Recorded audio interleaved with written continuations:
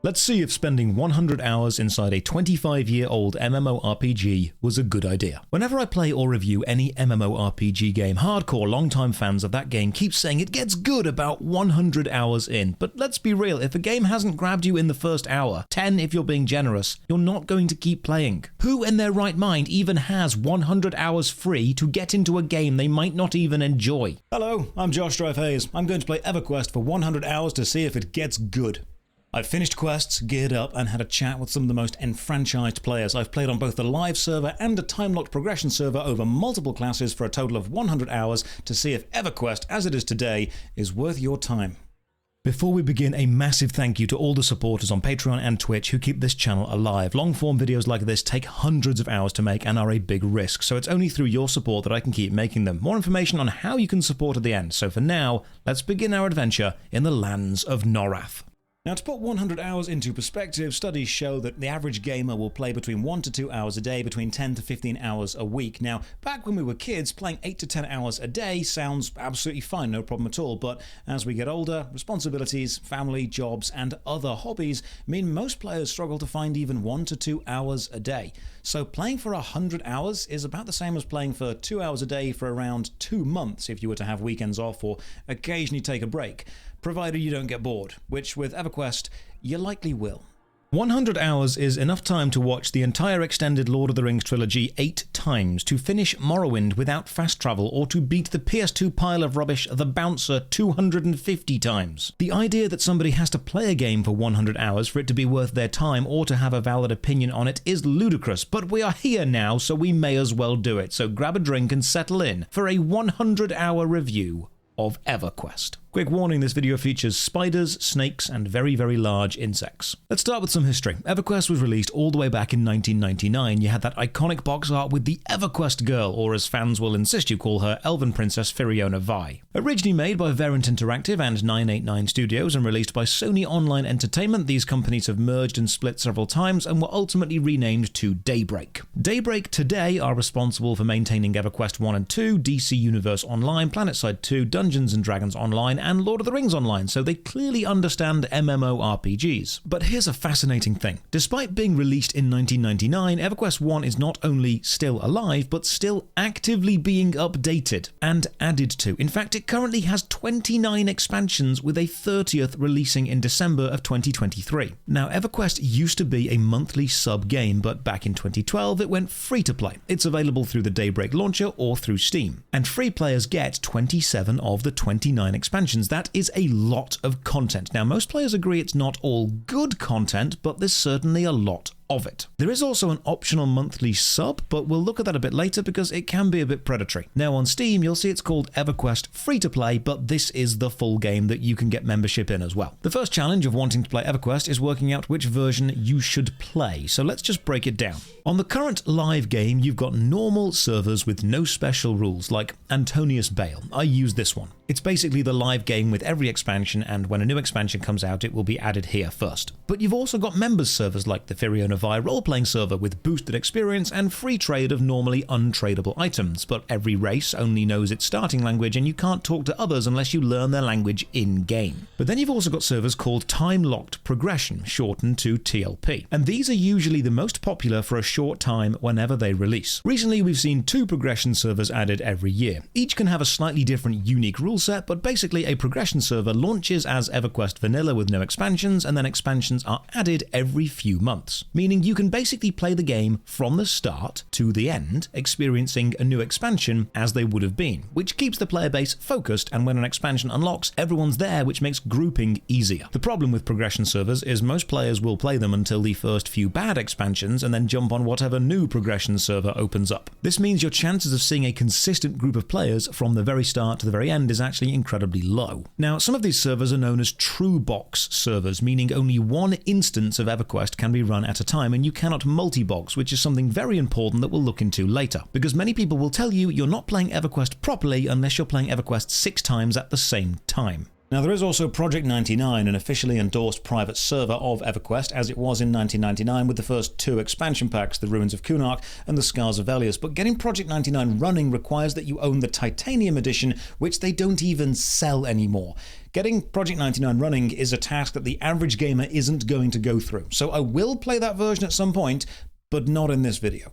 So with live role-playing, live members, progression, and Project 99, the player base is fragmented. Steam charts put the free version at about 500 daily players, and I'm sure there are a few more logging in through the Daybreak launcher. And Project 99 doesn't give exact numbers, but people estimate about 1,000 to 2,000 daily players. You've got a few content creators on YouTube putting out guide videos and let's plays, but I think it helps to come to terms quickly with this. EverQuest is still alive, but it's not the titan it once was. For this video, I'll start off trying a live server with all the expansions, and then a time-locked progression server to see if I can feel a difference in both gameplay and community. So let's start with live. Character creation, 16 races from humans to frogs, furries to scalies, and interestingly, barbarian is a race, not a class. Race choice affects stats, and then 16 classes, from standards like clerics, rogues, and warriors to more out-there gameplay styles like necromancer or bards. Thankfully, each class has a little bit of text explaining their solo viability, because while EverQuest is very much built around being in a group with the very sparse player base, you'll be alone a lot. I'm going with a Draken Shadow Knight, a tanky spellcaster with self-healing and damage over time abilities. Should be able to solo, but if I group up, I should be useful as a tank. You'll also notice no matter what you choose, you start in a place called Crescent's Reach. Different races and classes used to have different starting areas, and on progression servers they still do, but in 2006, the 12th expansion, The Serpent's Spine, brought with it a new race, and combined all of the starting points of all of the races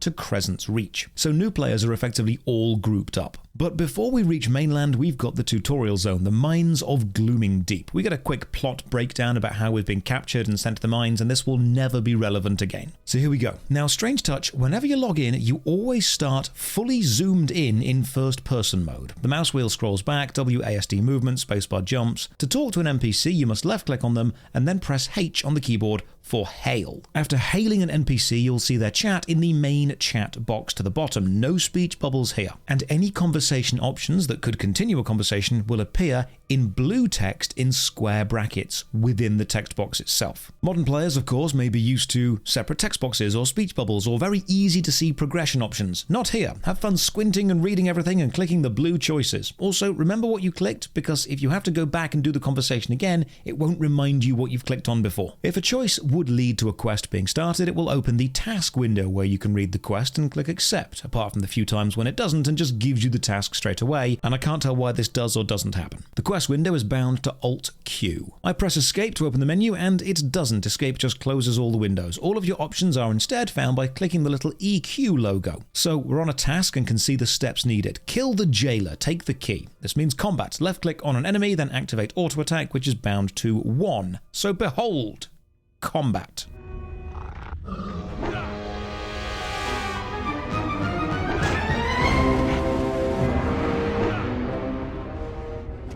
You'll notice there were no health numbers above the enemy's heads, just percentages, and we'll take a look at that later. With the jailer dead, we loot a key from their corpse and need to give the key to Arius to escape this prison. And by give, I mean you need to open your inventory, click the key to select it, then cursor over Arius, click Arius, then choose give. Trading with NPCs is a major mechanic, and they will not notice that you have the item on you through regular conversation. You must manually hand things to them. With this done, we are teleported to the main mine camp, arriving in the traditional way of face first in someone's crotch. I mess around with rescaling the UI and discover to leave the game you must choose camp and quit down here, where you'll sit down for 30 seconds before the game closes. And fun fact, whenever the game client does close, if you are not a monthly paying member, it will automatically open a browser window showing you all the monthly prices, asking you if you want to become a member, and this happens every single time. So this entire mine area is basically a big tutorial, and following it through will get you some items, some armor, and some weapons. We need to help all the other slaves escape. We now have 2 new tasks, meaning I need to find some NPCs, but this leads to one of the greatest features in any game ever, the find window. Control F opens the find window, listing every NPC in your current zone. Click on one of them to create a magical floating tube between you and them, and then just Donnie Darko your way to them. Honestly, the find function is fantastic and makes navigation way easier. In the future, we'll see a more complicated version of this using the map, where you can find your way from map to map. The only issue is, while the find mode is active, you cannot zoom in or out of the minimap. So let's just look at the minimap. It is lines. This is the map. Multiple levels can be shown at once but in different colours, meaning if you don't know which floor is which, it can be a bit confusing. But it's functional at least, and don't worry, I'll be downloading a new map pack and improving this later. Give my weapon to this NPC to improve it and get sent on more fetch quests. Now these tutorial quests all reward armour and they are worth doing, like this one, Find a Mushroom. Now in modern MMOs, any important items in the world would have a nameplate or a highlight or a graphical flourish or be bigger and easier to spot. But not in EverQuest. When it says find a mushroom, it means find a mushroom-sized mushroom. As a reward, we get blessed. Passive effects on you are shown in this window here. If you left-click a beneficial effect, you will remove it, but if you hold right-click, a little explanation window will pop up, but then it will disappear. So you must hold right-click, wait for the window to pop up, cursor over the window while still holding right-click, then release right-click. This is the only way to make any window permanent. And this is important to know because there are so many windows. Honestly, EverQuest is a game of window management. There's more windows here than an orgy at Microsoft. They are all important, all movable, and all resizable, and ultimately a lot of screen real estate will be taken up by windows. There's no slimline or minimalist UI here. You will see everything, almost all the time, and on higher res monitors this can mean really leaning in to read the very small text. But this contrasts quite strongly with another design choice, mainly the choice to not tell you important numerical things. A load of windows clearly means the game wants you to have total control and knowledge over your character's status at all times, down to the minutiae of the game. But despite giving you access to a load of information, it doesn't actually give you specifics. Let's say you examine the effect text of this buff spell, Grim Aura. It says, increases your attack for 27 minutes. Okay, how much does it increase by? Is it a static number or a percent of my own stats? Is it damage or accuracy? Does it improve my attack's penetration against enemies' resistance or armor? You will not know, because in EverQuest, many things don't tell you the numerical values of what they do. It will just say you do something better, but you have no idea how much better. Like Scream of Hate, lowers the enemy's attack while raising yours. By how much does it do either of these things?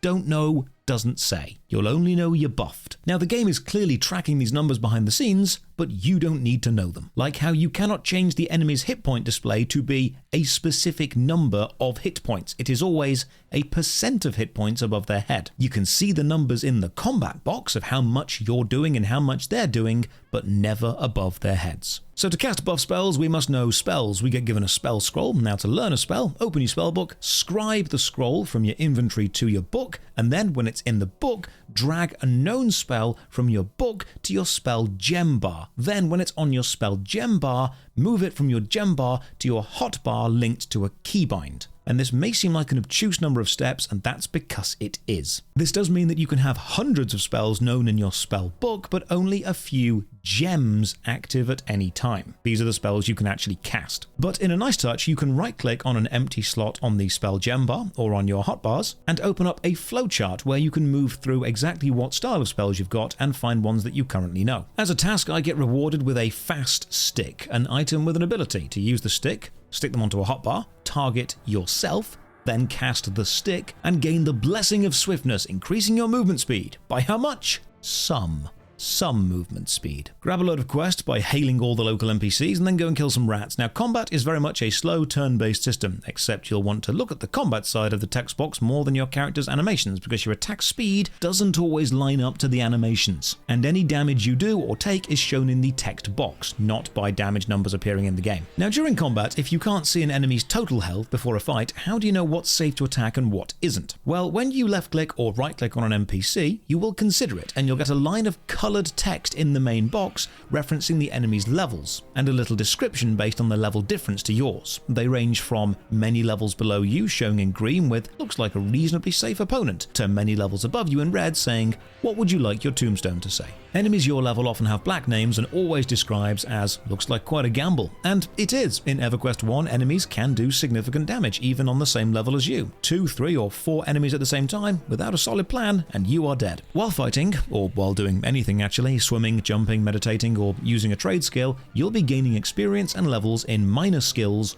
within that major skill. Hit an enemy with a one-handed slashing weapon, you'll improve one-handed slashing. Successfully block, you'll improve blocking. But there's even a skill for overall offense. If you cast an enchantment spell, you'll not only gain skills in enchantment, but also specialized enchantment. What this does mean is, if you spend all your time fighting with a hammer, then you'll be really good with a hammer. If you then find a better sword, you may not be better with it because you won't hit as frequently or as hard because your sword skill is lower. What this means is, and this is most commonly seen in spells, you need to use something low level and basic to train up your minor skill in that thing before you equip yourself with something higher level and more exotic. Because if you find a really high level weapon that you aren't skilled with and try and use it, you will constantly miss, and because you only gain experience for successful hits, you will not gain experience fast enough to be efficient with that weapon. It's the same with spells. If you attempt to cast a spell and fail, the spell will fizzle, and your fizzle chance on extremely high level spells that you are not skilled with is almost 100%. So if I have a summon really powerful weapon spell, I will keep fizzling with it until I have gone back, purchased the summon very weak weapon spell, and used that hundreds of times to get better at that specific school of magic where the high level spells stop fizzling. I open the menus and rebind target nearest enemy NPC to tab as God intended, and then have a nice sit down, and this is something you'll be doing a lot in EverQuest. After a fight, you'll likely be missing some hit points, or if you're a caster, some mana. While standing there, these refill incredibly slowly, but while sitting, they refill incredibly slowly but a little bit faster. Sitting between fights is a staple of this game, and it used to be because players would team up and the recovery between battles was social time, chat, trade. They say EverQuest is the world's prettiest chat room. It's just a social hangout with an RPG attached to play between talking, and there is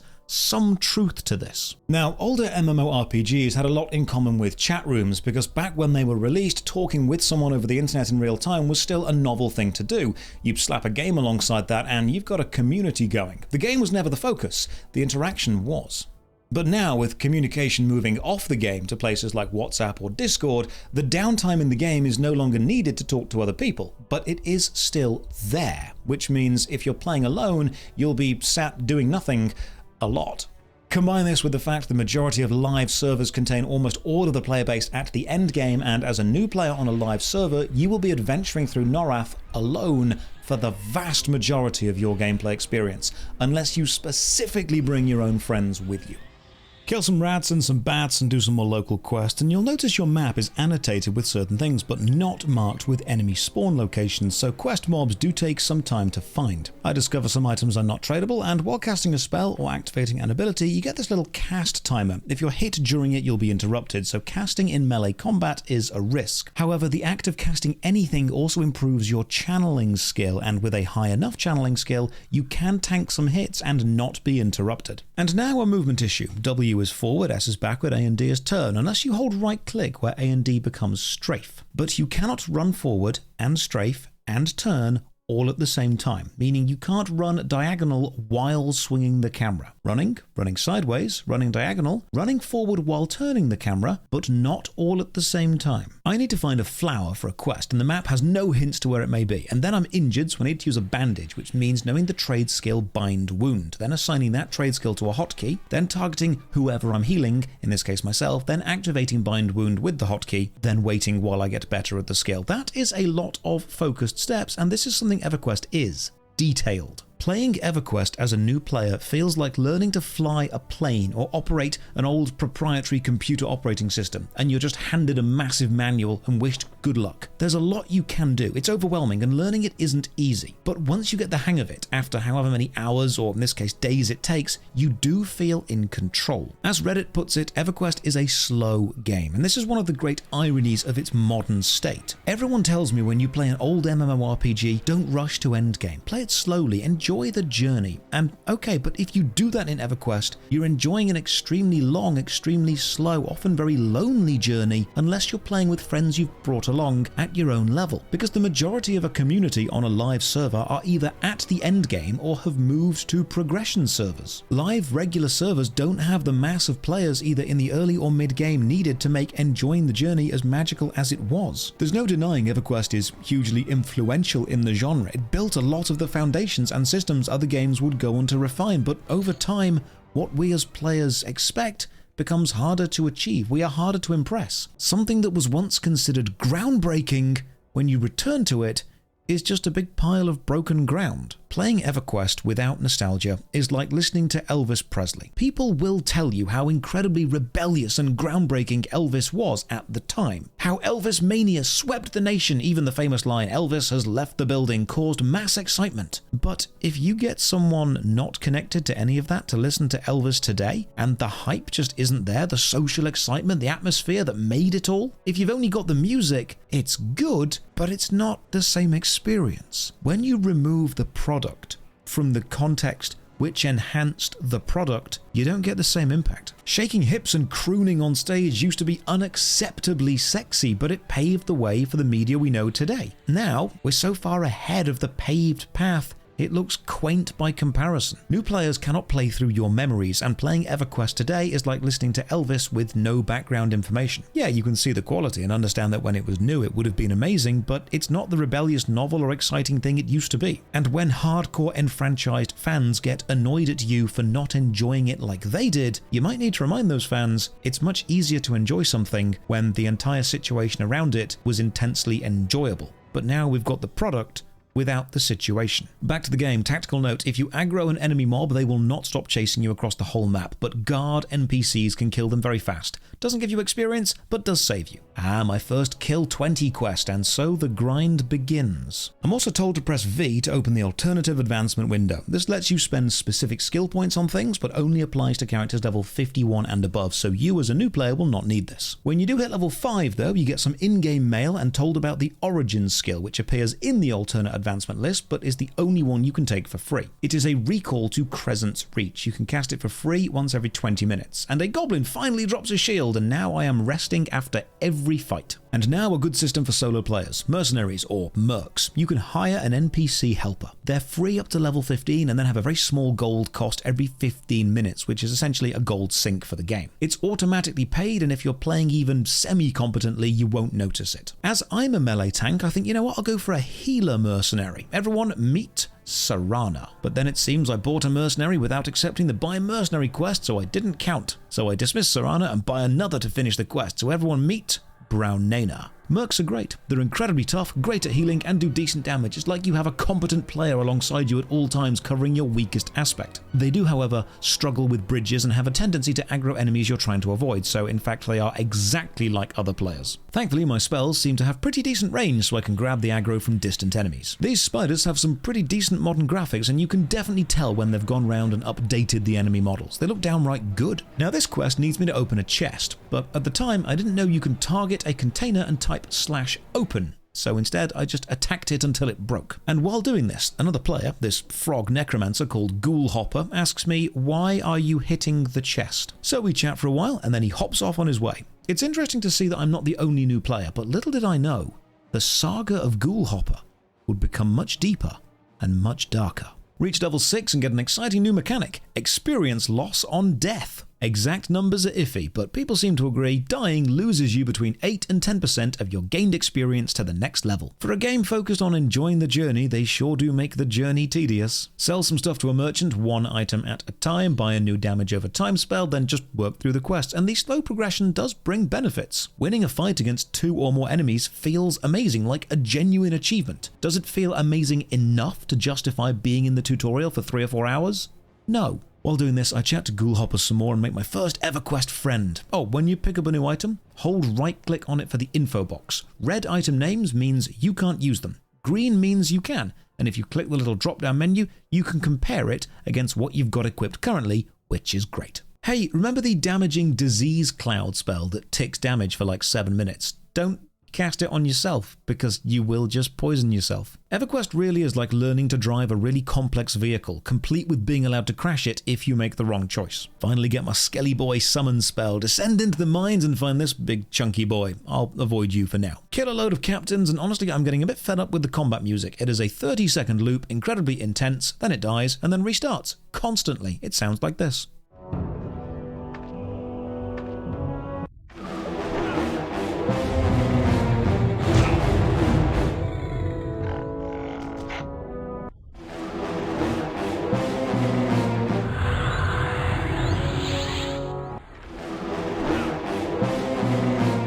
take on a mini-boss with Ghoul Hopper's assistance, and nothing is instanced. Quest items, enemies, mini-bosses, everything is public open world, so if someone finds the item you need or kills the mob you want, you will have to wait for it to respawn, and some of the respawns can take a while. This also means there are no dungeons in effect. There are just large open maps with bosses at the end that anyone can fight through, and then camp the final boss. Storm the fort deep into the mine, take down the boss alongside Ghoul Hopper again, finish every quest in the mine, get all the beginner armor, and then get sent to Crescent's Reach to begin my adventure in Norrath proper. And now I find one of the best systems that EverQuest has for guiding new players, the Hero's Journey Suggestion Path. Click the EverQuest button, then Quests, then Hero's Journey, and it will list all the recommended stuff for your level in the current area. And if you outlevel the area, it suggests the next area to go to. For a new player, this is great, because EverQuest treads that fine line between having an established narrative plot and just letting you explore around, and this gives you suggestions for where to go without demanding you do it. Run around this big grove, find these 6 arrogant dragons just sitting around doing nothing, and then head down to the guild hall and oh god, I'm over in the furry corner. I'm given a letter to take to Mistra in Crescent's Reach, and thankfully everything is signposted quite well. We're sent off to do some spider killing and mushroom foraging, and then I go for a nice swim. Interestingly, your ability to swim is based on how much weight you're carrying in total. More and you will sink faster, and with limited breath you can indeed drown. Crescent's Reach itself is a grand, well-defended mountainside city. I discover those spider and mushroom quests were repeatable, so if I need to grind some experience, I'll just do them again. Then I grab a lift to the upper levels, and the lifts are activated with these little buttons, although nothing tells you this. I just clicked around randomly. And alongside the Hero's Journey suggestion, you've got the Achievement Guidebook, a list of stuff you can do to earn achievement points. I don't know what these points do, but basically this breaks down everything you can do in any expansion in the game. So if you're unsure of what to do, wherever you are, open the achievements, pick something, work toward it. Great little direction giver. So Crescent's Reach is 3 floors. The ground floor of shops and library, the first floor of trade skills and vendors, and the top floor which is abandoned and full of massive skeletons. Now Jinkin has a load of quests for us, and the UI is beginning to get a bit busy. I look up some leveling guides to try and power level a bit, and it seems they're all based on which expansion you want to level through, or which expansion the current progression server is on, or where you are in the world. But the most repeated live service advice is follow the hero's journey or the achievement lists. Grinding mobs is more efficient, yes, but doing quests helps you memorize the world and is quite well paced. I need to pick up this pelt, this item, but it's too big to fit in this small bag, so you've got a main inventory and then smaller bags you can put within your inventory and open up to give you more spaces. And despite items only ever taking up 1 inventory slot, some items are considered too big to fit within smaller bags, meaning lots of rearranging and putting the biggest items in your main inventory and smaller stuff in the extra bags. I reach level 10 and get told about the Plane of Knowledge and how there's a weapon and armor quest waiting for me there. So the Plane of Knowledge is a hub zone introduced in the 4th expansion, Planes of Power, considered by many to be one of the better early expansions. You'll find many book pedestals around many maps which teleport you to the Plane of Knowledge, and then you can teleport from the Plane of Knowledge to basically anywhere. We'll see a lot of this place later. So how do we get there if we don't know where that book is? Well, another feature I love. Open the map and then click Zone Guide. This is a breakdown of every zone in the game. If you find where you want to go, click Add as End, and then Find Path with where you are selected as the start. The game will then show you all of the map connections or NPC travel connections you'll need to make to end up in any specific zone, and that's a wonderful in-game navigation system. It doesn't always work if you've got to take too many NPC connections, but it's a damn sight better than having to Wikipedia everything. For now, we leave Crescent's Reach and enter the connected moors. Welcome to Scotland, basically. There's fog, long sightlines of nothing, and a genuine sense of unease and foreboding. We'll be back here later a lot, but for now, run through the fog to reach the Plane of Knowledge teleport book and get magicked away to the main city. There's even a trainer here who offers to send you back to Glooming Deep Mines if you've not finished it. I use the NPC Finder tool and search for Weapons Quest, follow the path, hail them, and then get told I will not work with you. So racial tension in EverQuest is alive and well. Certain races hate others, they won't talk to them. And unfortunately, being an edgy emo dragon boy, most people do not like me. That's why I'm forced to hang out with the furries and the scalies. The armor quest from here sends me to the Butcher Block Mountains. The in-game routing finds this map no problem at all, and we're sent to the east to kill some zombie dwarves, but notice that we don't have a map now. Turns out not all zones in EverQuest are mapped. They were sort of relying on the community to make physical actual maps and share them around, and as old school and immersive as that sounds, not many modern players will want to do that when that just means having a map open on a second monitor. But never fear, because third-party apps are here to help, specifically the Braywall map pack, which means downloading the map pack, opening up your EverQuest map folder, making a new folder, moving some files around, and now when you open your map in-game, change the drop-down from default to Braywall, and boom, every zone in the game mapped. But not just that. NPCs labeled, quest mobs shown, ground spawn items highlighted, everything is labeled, and you can even search for things by keywords and then draw paths to them. Seriously, thank you, Braywall, this is fantastic. We're told to go to a giant chessboard to the east, and without Braywall's maps, I'd never find this because east is actually looping back all the way around south, and you'll notice it's moving from day to night in the game. EverQuest has a day-night cycle, and certain mobs, sometimes quest mobs, only spawn at certain times of the day, or of the night, and the full cycle is 72 minutes long. This means if you miss a quest mob that only spawns at night, you can sometimes be waiting for up to 45 minutes for it to appear again. Take on 2 enemies and feel like an absolute tank, realise I've got loads of travel ahead of me, so I just bind auto run to T, but then I discover when I press T, it not only runs, but links the tell command of the last person I was talking to. And that's how I discovered that in EverQuest, you can bind multiple commands to a single key. It won't say,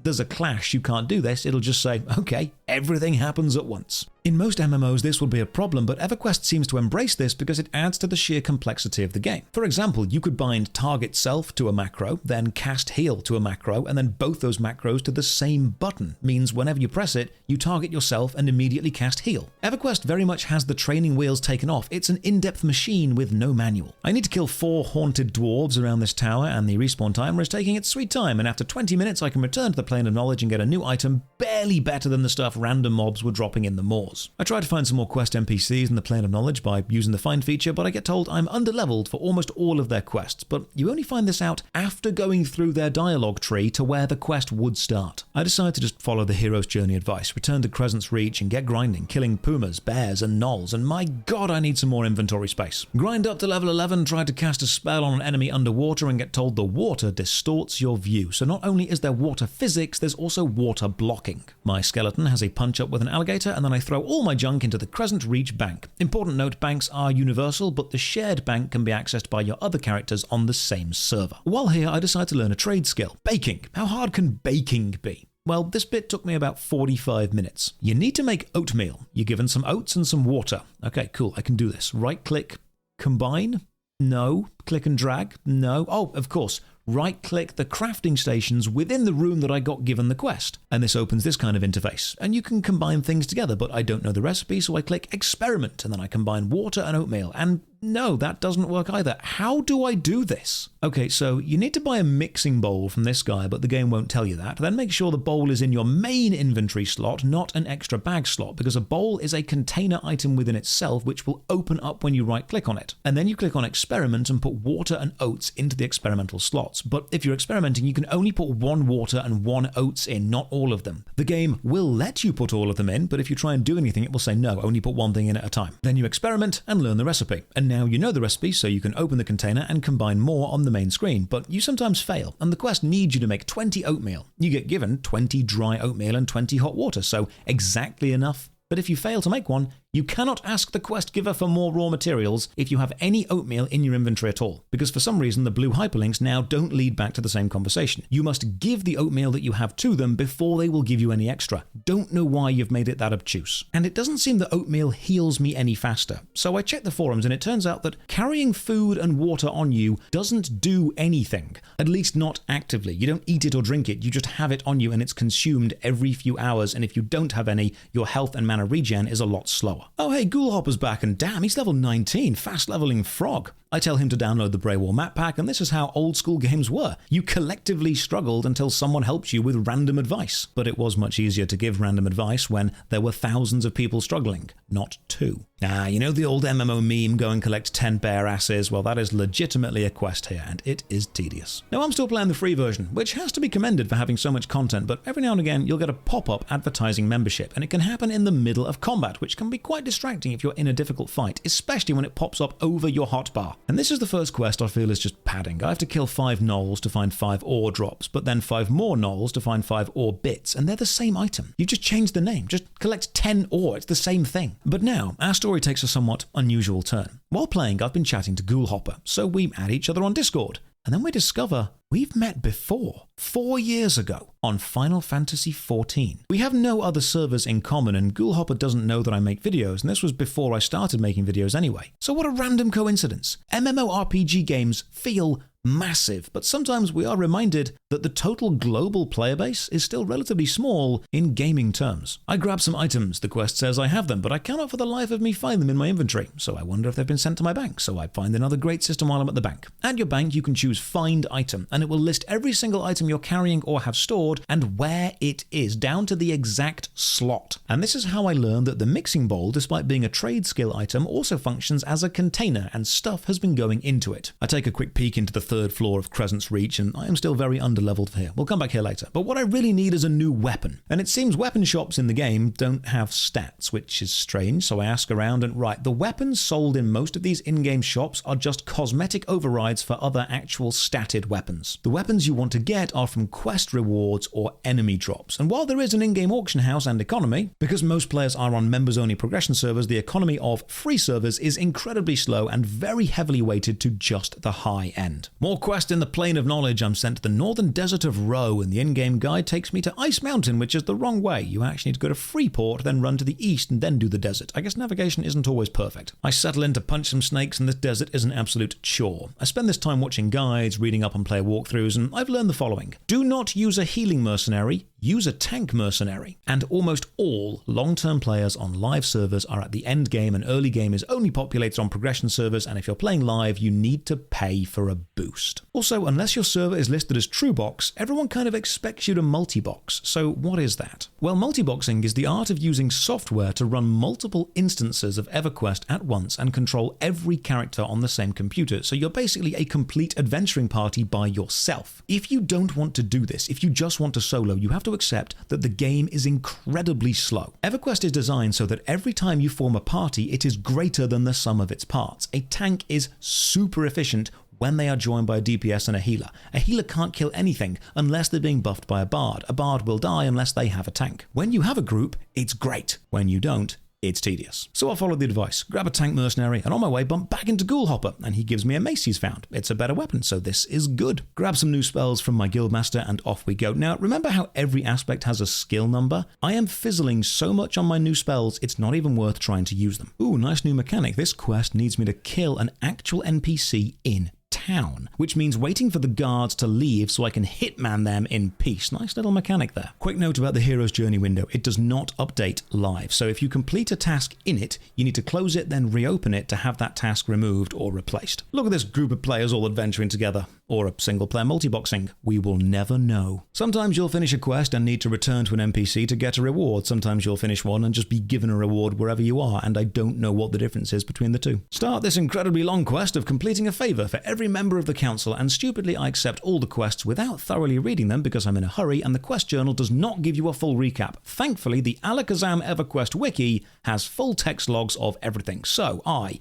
find a bottle in a pond, buy a wind chime, capture some mist, light a torch, forge a sword, pick a nettle, find a leaf, grab some bones, read a very small book, solve a riddle, summon a ghost wolf, and finally cast See Invisibility to find a hidden scout. And all this takes about an hour and a half, and now the council has a new banner. On to the next quest, romancing everyone. And to be fair, this is quite funny. A guy fancies a girl and sends you with a message, but she fancies somebody else, so sends you with a message, but they fancy somebody else, so send you with a message, but they fancy somebody else, so send you with a cake, and that person doesn't like cake, so throws it away.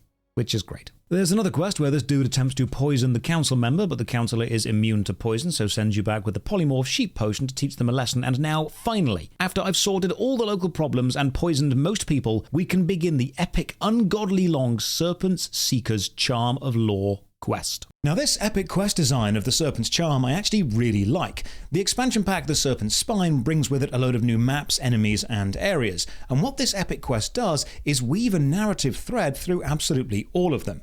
There's a librarian in Crescent's Reach who needs you to find a load of rare items, about 30 of them, and they're all hidden in various maps. If you follow this achievement path, you'll be led through every single map, slowly progressing in difficulty, ending in a raid boss, and every item you find will power up an amulet that the librarian gives you, which is encouraging a player to explore and be curious about every map they're in. I really wish more games had integrated systems like this. I now learn about places called hot zones, maps with increased experience or armor rewards for daily quests, but that's a level 20 thing, so we'll come back to that later because it might be useful for power leveling. Back to the desert, I need to kill some giant snakes. Only issue is they are a rare spawn. You must kill a load of regular enemies and just hope a giant one spawns, and it takes literal hours to find them all. I even head to another map where the giant spawn is more common, but those ones don't count. I just grind for ages and finally hit level 15, which unlocks a load of new quests, and Ghoulhopper returns and happens to have found some more items I can use, and then I'm sent off to a farm to kill some undead and plant some flowers while I'm at it. Now may also be a good time to point out that I have rabies. It's a 45-minute long debuff, and I've also discovered that as a Shadow Knight, my tanking job is just repeatedly cast Life Tap, which steals the enemy's HP and refills mine. Slow, but extremely reliable, and I do very little damage. One of the issues with leveling a tank or a healer through EverQuest, especially solo, is you will take an absolute age to kill anything. And because the majority of your experience is granted through killing stuff, this is a very slow process. 30 minutes here, hit level 17, back to Crescent's Reach, and finally get sent to the 3rd floor to kill an ogre ghost. So EverQuest, despite being slower than many modern gamers are going to be willing to put up with, it does have a great feeling of progression, and I love the touch of keeping Crescent's Reach densely packed with low, mid, and what feels like higher level quests as you progress through the city itself. The ogre ghost doesn't spawn, you have to shake his bones, but here's a fun thing. Shaking the bones starts a dialogue tree which ends with you saying die and then the fight starts. But if you just type die, the game registers that as the trigger phrase and spawns the boss immediately. The fight is fine, get me some green armor, exactly the same design but different color, which means it's better. And with this I've done most of Crescent's Reach and can start the next map, the Moors, the foggy Scottish place. Kill rats, kill snakes, read about this thing called the Wayfarers Adventurers League, a system brought with the Lost Dungeons of Norrath expansion, and that sounds great because I love dungeons in MMOs. So I spend ages trying to find the guild people and get involved in a dungeon, but I ask around and then read up and discover, yeah, the game has dungeons, but you can't do them solo. Maybe if I find someone later, I'll give it a go. And this is another example of an almost 25-year-old game with almost 30 expansions. EverQuest has an absurd amount of content, and combining all the start points into Crescent's Reach is great, but it doesn't mean much when players will leave Crescent's Reach and then just spread out all over the world, because most expansions have low-level and mid-level content too. They're almost like mini-contained adventures on their own. Starting EverQuest is intimidating. There's just so much to do. And the amount of players you would need to start this game all at the same time to make every single zone feel lively is just unrealistic today. But if you want to truly experience all of it or play the progression servers, you'll need to be a member. So let's have a look at membership. Remember, the membership browser window opens automatically every single time you camp or quit the game, so it's impossible not to see this. Membership is known as the Daybreak All Access Pass and gives you membership status on EverQuest 1 and 2, DC Universe Online, and PlanetSide 2, so you're getting 4 games for the price of 1. The prices range from $15 to $10 a month based on how long you sub for, but that's not all, because you can augment your monthly membership with perks. The Adventurer perk, which gives more experience, more coins, and raid currency. The Challenger perk, which gives discount in some shops, levels your mercenaries faster, and prevents you from losing experience on death. And the Merchant perk, which gives you more inventory space and bonus in crafting. 1 perk is an extra $3. 2 perks is $4, and all 3 of them for maximum augmentation is an extra $5 a month. And these perks are only in EverQuest 1. So when people say EverQuest isn't pay to win, it is now pay for an advantage. So subbing month by month with all perks would cost you $20 a month. I don't like this. I think if you're going to have a monthly sub, make it fair for everyone. One standard monthly price where everyone knows exactly what they're getting. But there's more. You can also buy Daybreak cash and spend that in the in-game premium shop for things like an immediate level 100 boost to skip all this pesky leveling, more mercenary slots, or a trade skill depot to hold more skilling items. You can also buy Chrono, and I know this is a major point of contention with the community. A tradable item which adds 30 days game time to your account and costs $18 to buy. So it's twice as expensive as just buying membership for your account, but you can sell it to other players for in-game gold or items, sort of like RuneScape's bonds. This means you can't buy power directly from the shop, but you can buy a membership item and then sell them for gold and use the gold to buy whatever you need. Most people don't think of EverQuest when they think of a game that you can pay to win, but that might be the reality. Back to grinding, the EverQuest Discord advises I travel to a place called the Over There, a zone from the Kunark expansion, so I find a massive desert and kill a cactus. It's honestly deeply saddening to see the massive remnants of a once great world now barren. It's a rather apt metaphor that I'm in the desert, a bastion of a once great civilization, now abandoned, crumbling and run down, because that is very much EverQuest Live. Let's return to the Serpent's Charm Epic Fetch quest. It's not a dungeon per se, but it's got the same vibe. Fight through, find stuff, kill tons of zombies, finally hit level 20 and find all the epic items I can, and now back to the moors again. You know, thank God for the ground spawn markers on this map, because there is no way I would be able to find a tiny pile of rocks without this. Have a fight with a tree and then see a load of angry mushrooms decomposing a dragon, which is a pretty cool sight. Nice touch. If you stick to the roads in most areas, you won't be attacked. The next fetch quest is on a wasp farm, so I try to slowly and very carefully fight my way in, taking on just one enemy at a time, and oh my god, what the hell is that? There is a massive wandering boss wasp just wrecking me. That was actually extremely scary to pan the camera up and see. So by now, I'm at the point where super powerful enemies are just wandering around, which gives high-level players a reason to return to low-level maps, which is great, but it also gives low-level players a goddamn heart attack when you lose half your health in one hit. I die here for the first legitimate time, and I respawn where I bound my soul. Think that's the plane of knowledge. This is also rather prophetic, because this wasp farm is the moment that solo play hits a bit of a soft cap in progression. I buy some more spells and realise another limitation. I now know both Clinging Darkness and Engulfing Darkness. They both apply a debuff to the enemy, but you can only apply one or the other, and Engulfing is better. Thing is, the descriptions don't say does not stack with anything else. You just have to discover what stacks with what and what doesn't. Effectively, all damage over time spells can only have one version of themselves active. From fighting trees to fighting bushes, magical briar thorns, and these enemies are a fun time because they can heal themselves and others, so if you pull two of them, they'll just heal loop each other until you run out of mana and then kill you. The only problem with higher level spells is I'm burning through mana faster and I'm spending more time sitting between fights, and the Hero's Journey guide now has way more stuff. Level 20 really is both a tipping point in content and solo difficulty. Now, it's unfair to say that EverQuest wastes your time, but I think it's fair to say it does assume you have a hell of a lot of time and will be spending all of it on EverQuest. It's heavily riding on the strength of the novelty of the online communication space and bringing people together, but that's not novel anymore. We've had that for years. It's very much pushing a special feature which most players won't find special. Project 99 has the hardcore difficulty and the charm of the 90s jank attracting the classic EverQuest crowd, and EverQuest Live is trying to have enough modern sensibilities and quality of life changes to attract the more modern crowd, but it doesn't quite have enough to pull people away from other modern games which do it better, which means EverQuest Live is caught in this awful void between two designs appealing to very few people. It's too fast-paced for the players that want the classic EverQuest experience, but it's not fast-paced enough to the players that want the modern MMO experience.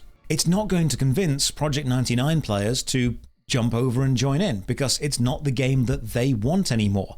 But it's also not going to pull modern players playing more modern MMOs away from them, because it's just too grindy. It's just too classic to be appealing to them, meaning you've got elements of both designs which aren't strong enough to appeal to either side. The Venn diagram of people who enjoy EverQuest Live is a very thin slither between two otherwise quite large circles. Hit level 22 and take on the giant wasps, avoiding the wandering buzzer boss. These are 12% of a level per kill, so quite fast. Unfortunately, they are quite tough and they resist all of my debuffs, so I'm not weakening them. And because you only gain experience when a thing is successful, I'm not leveling magic either. Kill some ghost wolves, some briars, and hang on, I'm over level 20. That means hot zones, fast leveling areas. Oh, let's go. So hot zones used to be manually rotated by the game staff every patch, but now it's an automated process, and websites which used to keep up to date with the current live hot zone have long since given up tracking it. That should give you some indication on how little people care about leveling on live, when you can just buy a level 100 boost. But if you chat to this NPC in the plane of knowledge, he'll tell you the active hot zone for your specific level. I'm told to go and kill 5 elephants in the southern plains, and the map link shows 4 connections. First off, find the Nexus, and now things get confusing. A new player with no guide will find the Nexus a little bit obtuse. There are loads of NPCs who teleport you to places, and some teleport pads which send you to random places, but the pads can have 2 destinations, and you need to wait for the correct signal before stepping onto them, lest you be thrown halfway across the wrong side of the world, and the map find function does not like it here, and the NPC I needed was not shown. Thank God for the wiki. Now, these old zones do have a certain polygonal charm to them. Welcome to the forest of southern Karana. This map is massive, and there's there's basically nothing here. A few trees, a hill, and almost no enemies. The irony is, this is a hot zone, meaning increased experience, but finding anything takes so bloody long, I'm actually gaining less experience than if I just stayed in the moors killing angry bushes. So I consider going back to the moors, but this is another issue with EverQuest. Changing your mind in this game is a big time sink, because fast travel is mostly linked to high-level wizards teleporting you to places or using the origin spell to recall to your start zone, or the odd return home button on the character select screen, which can be used every 20 minutes. Basically, getting somewhere in EverQuest is a task in itself, so arriving anywhere once you've spent 15 minutes getting to it and then deciding against it and wanting to go somewhere else 15 minutes away is a half-hour gaming session where you've made no actual progress. The most efficient way to play EverQuest is to stay in one place and grind the same enemies until you level up and then move to a slightly harder place, which is the antithesis of massive adventure, loads of variety, do whatever you like, that the hardcore fans like to push. Basically, you're encouraged to stay wherever you are. And it takes me 35 minutes to find 5 elephants, and I just return to the moors and kill mushrooms. It's faster. I Google around for some guides and find a 7-year-old Reddit post which is mostly still accurate. Grind some more mushrooms and then swat some wasps until level 25, and now my mercenary has evolved into Wolverine. So I kill some fairies, and the wiki tells me that the boss wasp drops a decent chest armor, but it's a very low chance and I still can't kill it. Hand in more librarian epic quest items and die to more angry bushes, and my next task takes me into the foggy crater in the center of the moors, and this place is way too dangerous for me. At this point, I do take a brief look at trying to play Project 99, but that's a whole video in itself sometime, because even getting that running is a task. Kill a wolf boss, and now I'm realizing the contradicting design which is holding EverQuest Live back. If you're going to play live, you need to be at the end game, which means you need to grind, which itself is a lonely, quite boring journey. You want to gain fast experience, which means mindless grind, but you're also told, take the journey slow. Immerse yourself, which means reading all of the quest text and talking to all the NPCs, which takes absolutely bloody ages, which doesn't get you any closer to being social, the strength of the game. So your choice is mindlessly grind, which is efficient, which will get you to the good bit faster, but is itself boring, or immerse yourself into the game and enjoy the journey as everyone keeps telling you to, knowing that that's going to take you months to get to the end game and actually join the players that you want to join in the first place. EverQuest wants to be a slow-paced, grindy game, but then has all of the fun stuff at the end, which is slow and grindy to get to. Get sent to investigate a mine, get attacked through a tent because enemy aggro rangers aren't blocked by thin walls, and then kill a ticking crocodile in a swamp because now we are Peter Pan. More crocodiles are now level 28, and this is the first Collect X quest where the item dropped isn't a 100% guaranteed drop, in this case crocodile skin, so now we're going to be here a while. Wait for nighttime to kill some witch lamps, which means waiting about 25 minutes, and finally I find a shop which sells better backpacks. I've also got this item, a Tear of Wandering Souls. It's an augment item, so I stick it into something else I'm wearing, and then I get another teardrop, but I'm told nope, you can only have one at a time. Fight into the magical moors crater, and now EverQuest becomes Silent Hill. Look for the item I need and get ambushed by a witch mini-boss and just wrecked. One problem with fights is you can tell pretty quickly if you're going to win or lose, and if you know you're going to lose, the only way to escape is zoning or running to another zone, which takes a minute or two. At a high enough level, you can also play dead, but I don't have that skill yet. This pickaxe questline sends me back and forth from the moors to Crescent's Reach 4 times, and by now I'm 50 hours in, and I feel like I've seen about 5 hours worth of interesting content. EverQuest Live has a lot of stuff, but it's all very stretched out, padded with big open spaces and the drawn out fights. And if you're thinking,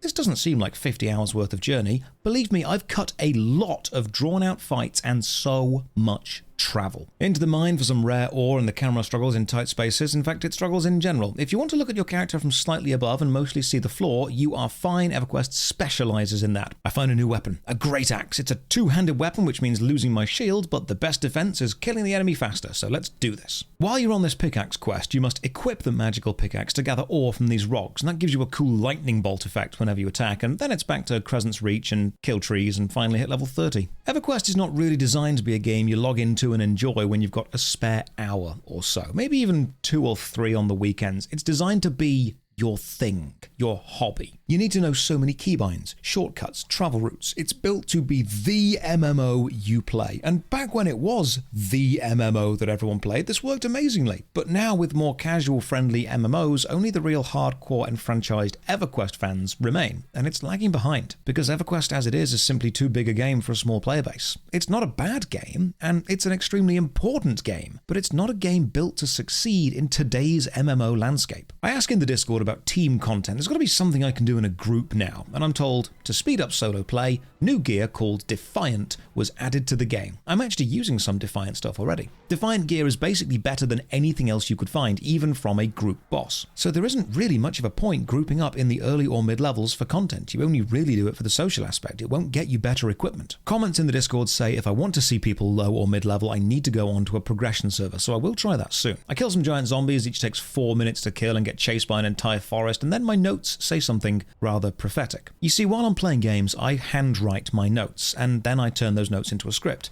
And the note for now, the 55th hour of gameplay, just reads, "Not excited anymore." I think I wanted EverQuest to be the adventure everyone had always told me that I was looking for, that they had. This grand, epic, unparalleled online world. I think I was expecting the Elvis concert they went to, but it's not the one that I can go to. EverQuest was fun, but just like radio was incredible for the time and colour TV was incredible for the time, we're not in those times anymore. Expectations have advanced with what we now consider standard, and the EverQuest experience is like taking a kid raised on the goriest and most violent modern-day horror films and making them watch Dracula because it scared you as a kid, then wondering why they aren't as scared as you were. EverQuest is undeniably a great foundation, but the stuff we've built on top of this foundation is so damn impressive, the whole genre has changed. Look, I'm 55 hours into EverQuest Live. It's sprawling, it's padded with back and forth quests. I'm squinting to read the text and click the blue boxes. I'm trying to push myself to take on higher enemies and test my tanking skills, but death means experience loss, and it's taken a while to get back, so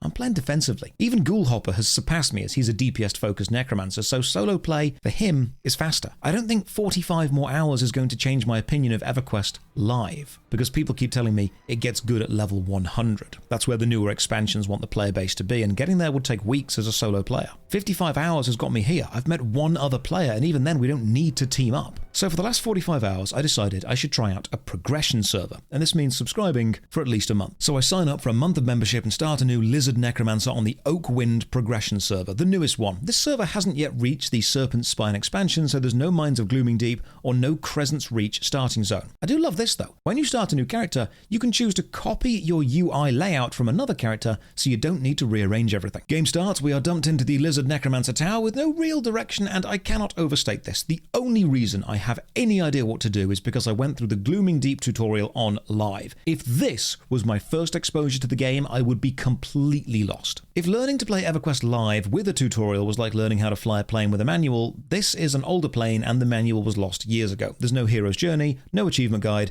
and I accidentally cast life tap onto a guard and then get killed. I respawn in a brand new place with no money, and the only way to level up at this point in the game's lifespan is just to grind. Currently this server is on the Scars of Velius expansion, so I find a guide specifically for that and follow as best I can. Grind, buy spells, can't find bone chips, then it seems ladders just don't work. Well, turns out they kind of do, but only when you approach them in first person. I am, however, noticing my mana refills a lot slower, so there's even more sitting between fights. I make it to the Field of Bone and I keep grinding, and honestly, I'm just lonely. The nostalgia people have for MMOs where you need a team often skip over the parts where your team isn't online and you can't do anything. I even try a new class on the same server, a magician, and I actually really like the elemental pet summoning dynamic. They tank for you while you sit at the back healing them and throwing massive damage out. I explore the Mage's Tower, which is this grand magical area with teleporters from level to level. Then I try and summon an elemental pet, but you need malachite. But nowhere does it tell you this. You only know when you try to cast the spell and fail. There's no hero's journey here either, and very few if any quests from NPCs, and even if you could find them, they actually don't get recorded to your quest journal. You just need to go and grind. And this style clearly appeals to people because the tunnel in the Common Lands, the trading post, is packed. But it seems that everyone here already knows what to do. And that's the crux of it. EverQuest, as it is now, is filled with people who already know how to play EverQuest and enjoy the experience because they've gone through the learning process. If you join now, the learning process is brutal. Hey look, secret wall. Secret walls are always cool. Now, buying membership gave me 8 character slots, so maybe this just isn't the character or server for me, because I am enjoying the gameplay of the Magician, but I feel that if I started after the Serpent's Spine and I had Crescent's Reach to latch onto, I would enjoy it more. Thankfully, I can do that, so I reroll as a magician on the Mischief server, another progression server but further along. Now, Mischief is also one of the most populated servers because it is a random loot server, so almost any boss can drop any item. So I rush the Glooming Deep tutorial on a magician, which takes about 3 hours. Now I know what I'm doing, and this player Grom says he'll only believe it's me if I put this in the video, so hi Grom. And then with a mercenary, a pet, and a magician DPS, I'm finally throwing out some decent damage, although I've only realised I've accidentally made myself Ginger Spock. Oh cool, you can give the magician's elemental pets weapons and it will hold and use them. That's kind of adorable. Hit level 10 pretty bloody fast and get to Crescent's Reach. Now, I'm about 60 hours into playing this actual game, but there is a moment where the UI starts to make sense, when you feel like you're actually flying the plane instead of trying to wrestle the controls and not just crash. EverQuest gives you a huge amount of depth and control and freedom and build to play with, but just does a terrible job of introducing it. But when you do feel confident with the freedom you have, when you know how the map works, you feel strangely at home. I don't bother doing any of the quests because I know they're slow experience, because the walking to and from the quest givers is just not efficient. I just grind, and the magician gets elemental pets every few levels, and all the spells are for sale in the Plane of Knowledge, so I'm popping back there every few levels to buy the latest and greatest, and I discover the water elemental is the only one worth summoning, and my god, it can hold its own. There's even a berserk spell which empowers your pets for an hour, so meet Conan the Angry Water Spirit. At level 15, I get a spell which summons magical throwing daggers into my own inventory, and now an issue with ranged attacks. Melee has auto attack. Range does not. If you have a ranged weapon equipped, you must click for every attack you wish to make. The only way to get around this is to make a social macro which types /auto every time you click it, because typing /auto turns on or off ranged auto attacks. But this is not as standard. Why? Speed level as fast as I can, and to put the spells into perspective, the burn spell does 14 damage, but Firebolt, a few levels higher, does 261 damage. Magicians are basically nukes, and the challenge here is managing the aggro. Buy some jewelry, and I've reached level 18 in only 6 hours. EverQuest is a game that you need to already know well to progress with any speed in. Mostly I just sit down and send my pet in. General chat by now has devolved into people talking about conspiracy theories, as general chat often does, and I'm given some advice. Cast Shield of Flame on my tanking mercenary and my pet, and enemies will take damage every time they hit them, and my god, this works so well. Another player called Beatboxer offers me some more advice and then sends me some platinum to kit myself out with spells and armor, so thank you for that, because it does come in really helpful. Eventually I just head back to the moors, spend hours grinding, give my pet some cool little summon swords, and I'm still lonely. EverQuest has a community. It's not big, but it's there. The issue is, while other MMOs have you surrounded by people, letting you play alone within a crowd, which some people enjoy, EverQuest very rarely has you in any group situation that you've not actively sought out yourself. You might see people in towns, but the vast majority of this game is in open maps by yourself. To use the auction house, by the way, you must type /bazaar, and then you can buy stuff and have it delivered straight to you if you use premium currency or to a postbox in-game. I grind until strangely I hit the same soft wall, the moors and the stone hive. I just can't progress through this alone, so I guess it's time to group up. Everyone tells me EverQuest is about being social, so I ask on the Discord and in-game, and I meet Red. Red is a bard, one of the classes that is awful at soloing, but put them in a group and they are an absolute beast. Red and I go wasp hunting. I'm recovering mana faster because of his songs, he's holding aggro better, our mercenaries are tanking like champions because I'm casting Flame Shield on everything. We even go item hunting. He didn't know about the achievements page or the epic item quest, so I show him that, and someone else shows me to set my mercenary to main tank, which holds better aggro. I help him download Bray War maps. He summons a jester minion, which turns me into a snake. You know, standard stuff. We even make it into the hive together, cheesing this maze puzzle by jumping over the top of it, but then getting lost on the way back. We spend a good 6 to 8 hours killing things together, and then onto a new map where neither of us had been, the Mesa, and then we agreed to chat on Discord. The problem is, when I jump back on the game later, he's not there. The slow grind returns, the frequent death, the lonely world. So I hit him up on Discord to see if he's free. And that's when it hit me. When I connected with another player, the very first thing we both did was find a way to connect together outside of the game, on Discord. EverQuest used to be able to rely on the strength of, you can talk to people, this is a social space, this is the community in itself. All the players were within the game and within the collected community. But now, they're in the game, but the community exists elsewhere. There's no doubt that EverQuest is a platform that will allow a large group of players to go on an epic adventure, but it will not provide you with any of that unless you provide the players the time and the conversation that makes the epic adventure worth going on. EverQuest fans and long-term players will of course think I'm being unfair to the game, and I'm not saying the game wasn't incredibly important for the time. It pretty much defined what the genre could be. It gave us a really good starting point to build off. But going back to it now, judging it purely mechanically, the gameplay alone, without the masses of players that make the experience fun, it's really struggling to stand up. And it's really struggling to hold a new generation of players.